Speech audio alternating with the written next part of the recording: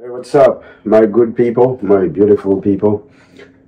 Um, well, I'm hoping that you have a nice beginning of weekend, and so my voice is not as its best right now. The fact that I'm still recuperating from my stuffy nose and my coughing and stuff like that. So while I'm not in the mood to really do anything energetic, and so I'm taking the time to learn, browse through things, and learning from other great people. And talking about great people, uh, I am going to be watching this video of Joe Rogan and Neil Tyson deGrasse and Terrence Howard, who is a great actor, um, as many of us know. If you have ever seen any films of him, he's a brilliant actor. Many times that we see people, especially if we don't know much about them, we tend to have certain preconceived ideas and, you know, of how the person is, or the fact that if sometimes we listen to the tabloids and with all the negative press and stuff like that, that can be geared to smear the personality of someone until we really get a chance to know that person. And then we realize that, well, all the bad things that they have said about this person is not necessarily true.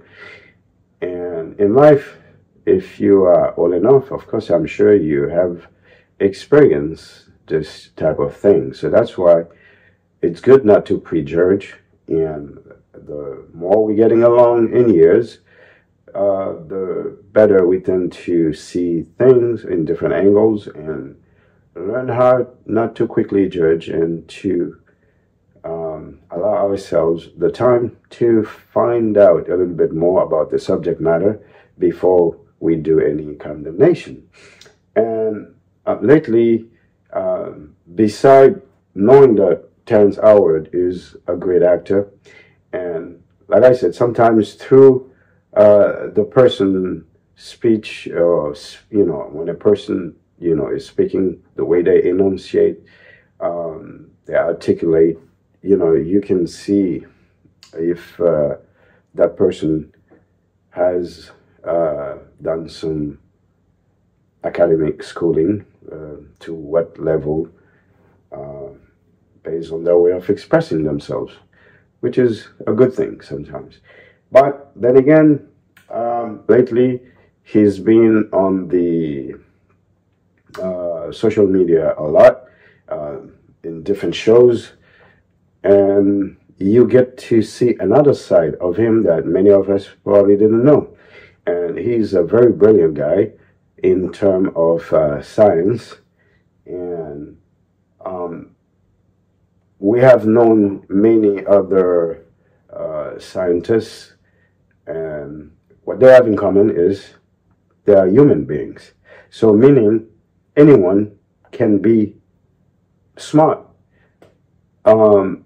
You cannot associate smartness with our race or the color of our skin and nationalities, etc. So as a human being, we were, nature has gifted us with the capacity to be smart if we know how to really exploit the intelligence that we have within.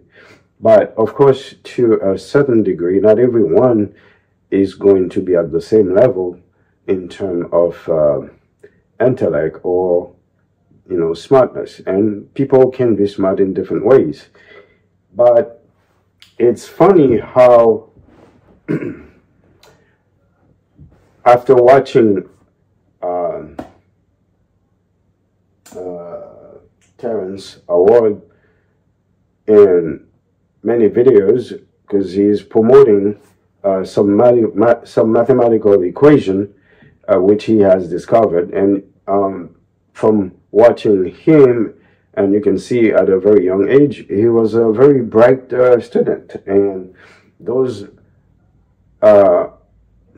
the ones that who question things, and when they're in a classroom setting, they challenge the teachers. And in my opinion, a good teacher is a person who is not afraid of a student challenging his ideas or his thought process, anything in that nature. So, what a lot of people who are teachers, or they call them professors, teachers, whatever, and they are not up to the challenge that students can bring, toward them, with the attitude of like, okay, I'm the teacher, you know more than I do. And well, you'll be surprised to know a student can probably know certain things that you don't know as a teacher.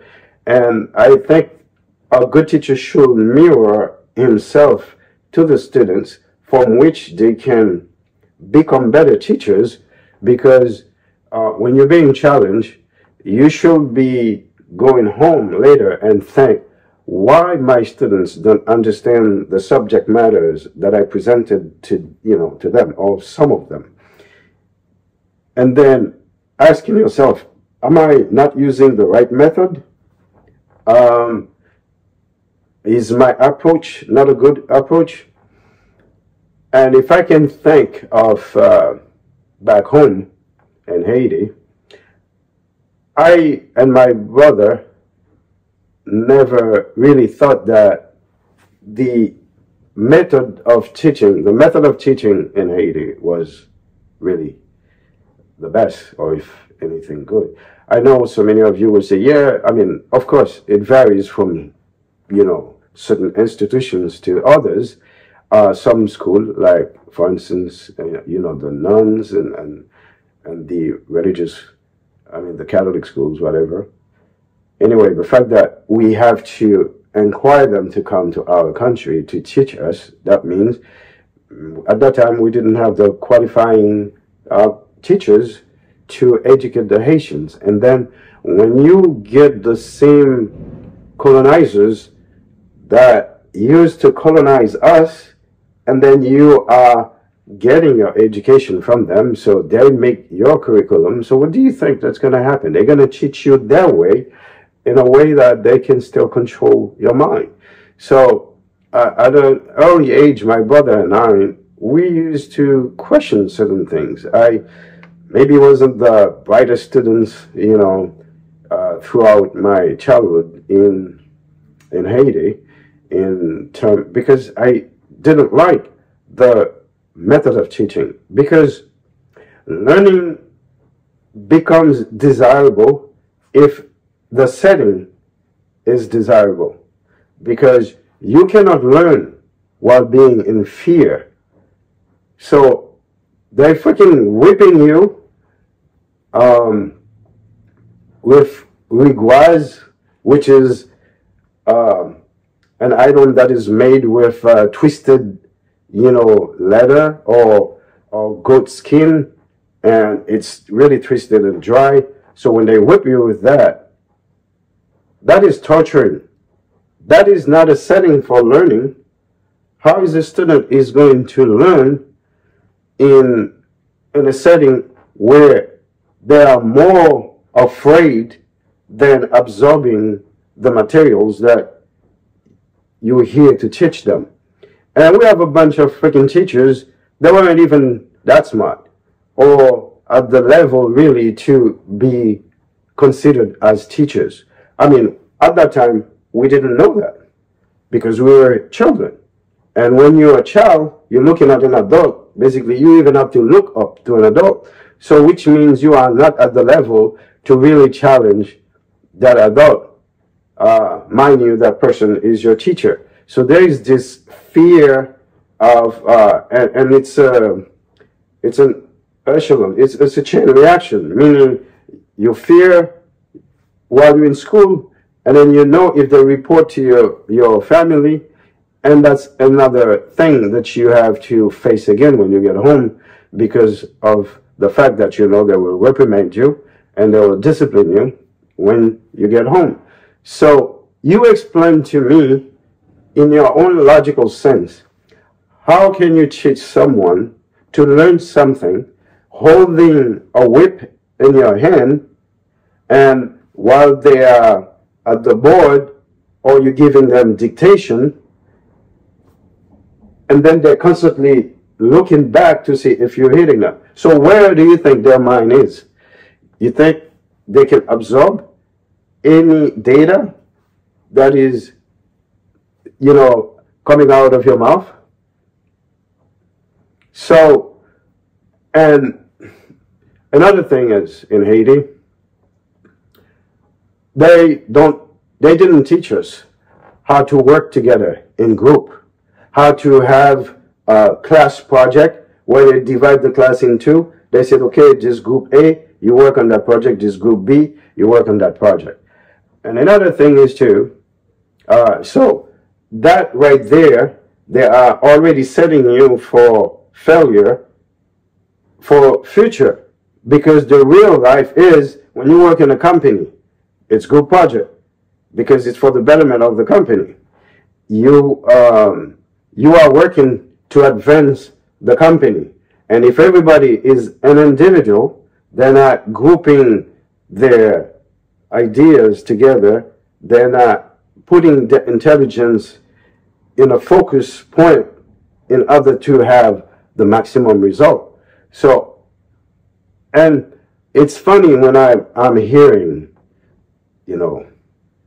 classmates or friends, when we're having, our own discussion, how, oh, Haiti is cool, it's good, Haiti is whatever. Yeah, I mean, some.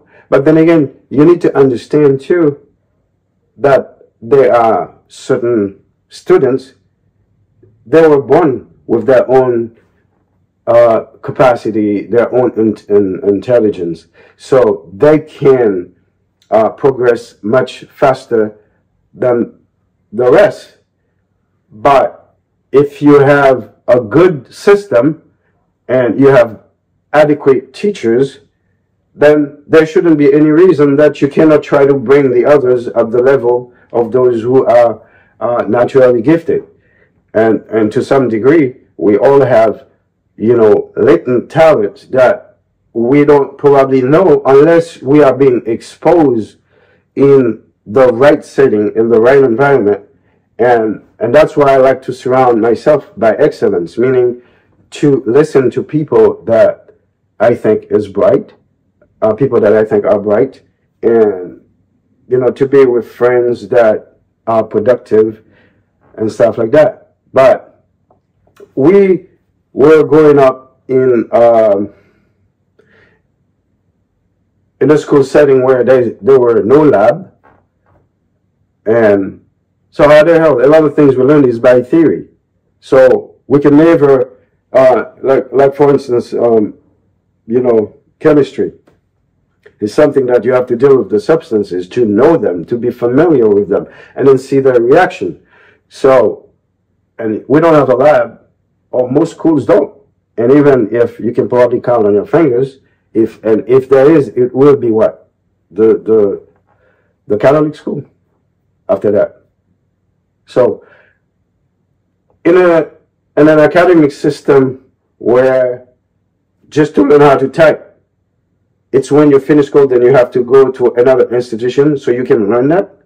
And then you're going to think that the school system in Haiti is better than the ones in a developed country. I just can't fathom that concept. I don't understand how you can see it this way. But anyway, my brother and I, like I said, we always thought there was something wrong. And there was something wrong. And,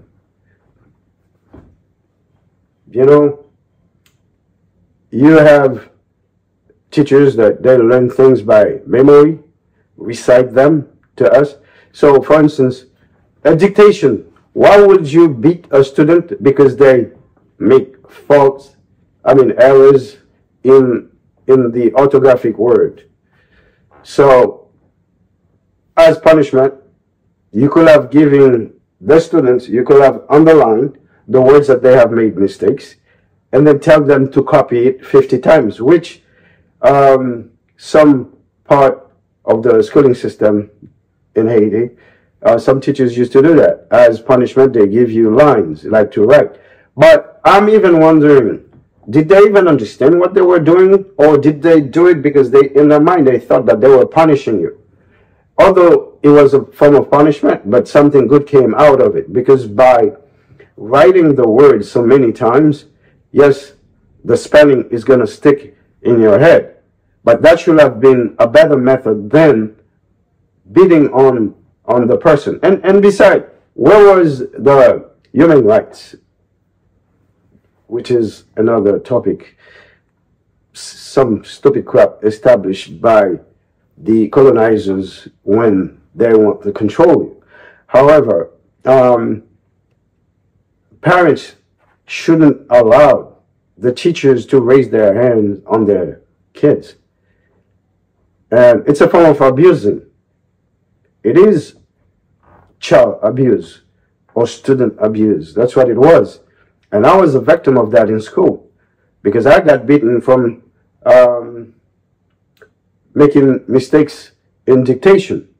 So when they have you read in class, why didn't the teacher divide the class in two and then say, based on the lecture that we just read, what do you think the author was trying to convey as a message?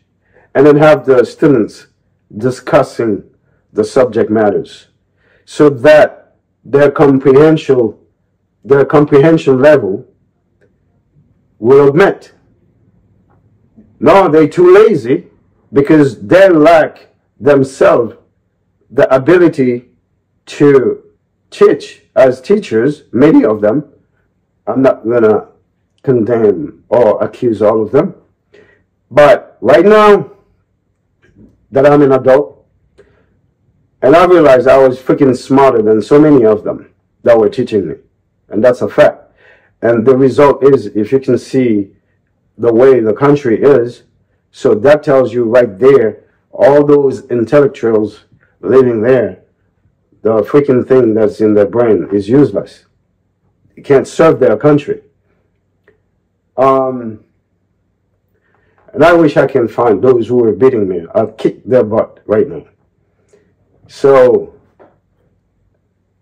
anyway, to come back to Terrence, a word theory with this mathematical equation.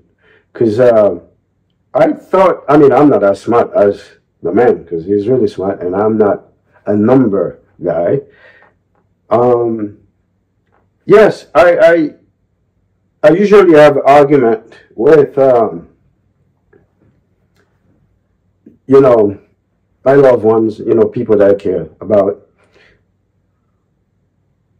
with respect to, they say like a square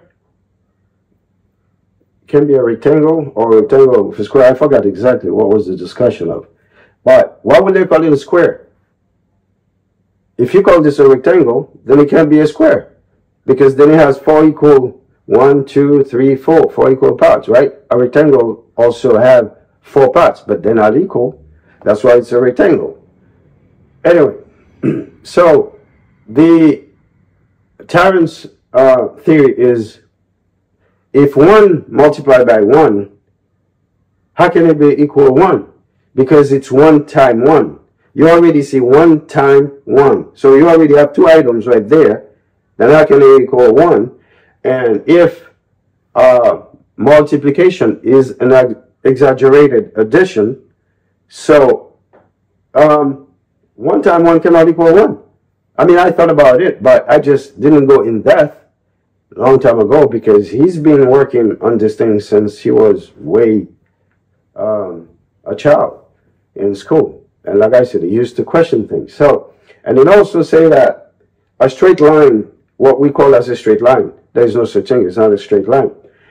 And again, I might agree with him in that sense too, because we may perceive it as a straight line.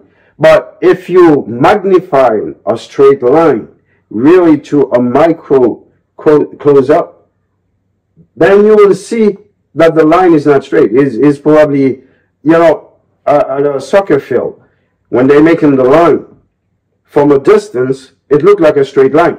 But if you really go and then you see the painting, whatever, it's all splash, whatever. So maybe nothing is really straight as we perceive it to be. And there's a lot of curvature, as he explains in his presentation.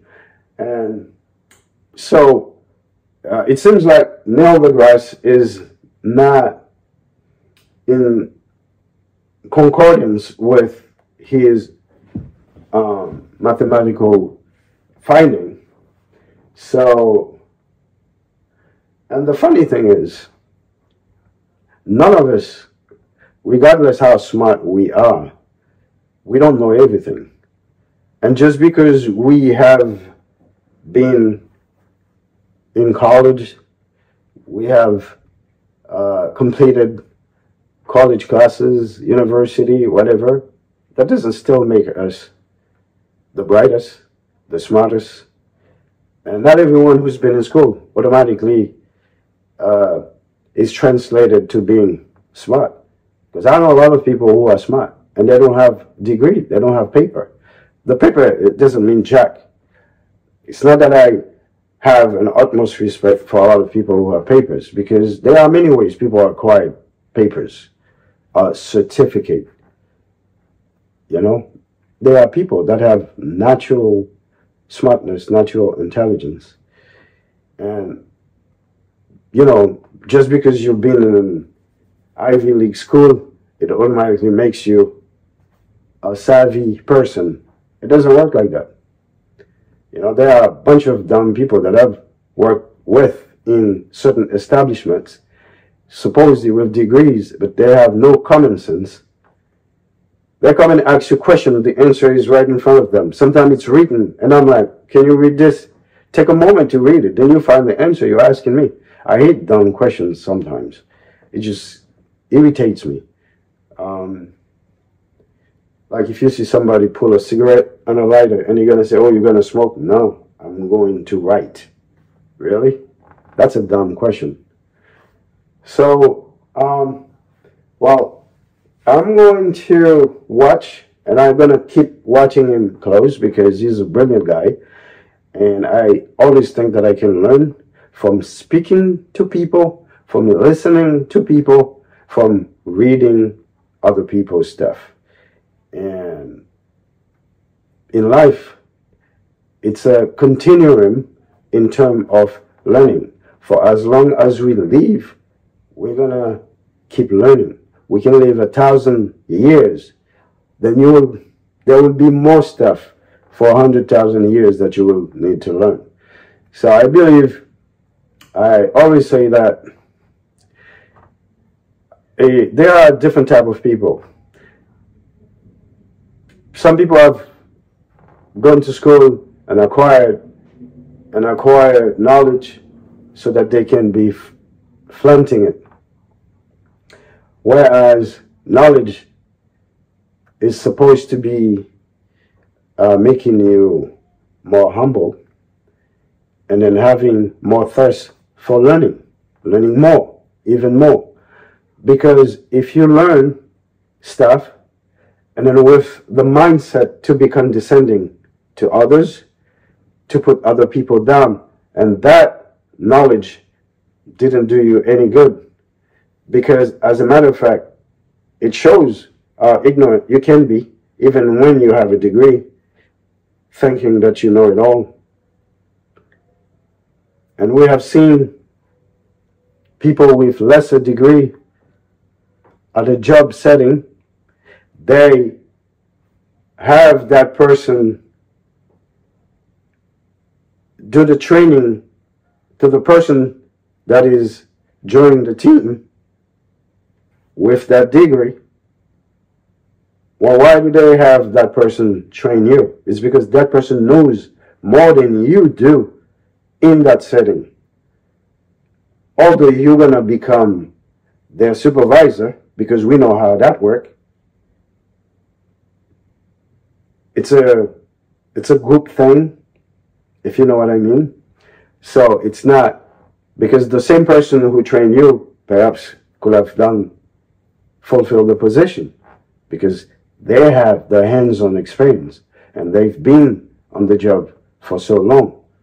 You may be able maybe to write papers much better. You could have had that person be the assistant of that person. But anyway, so I would encourage you to keep watching Terrence Award in his quest for shedding the light on the mathematical error that is presenting forth. And this is not new in life. I mean, there was a time we thought Earth was flat until somebody else thought it was round.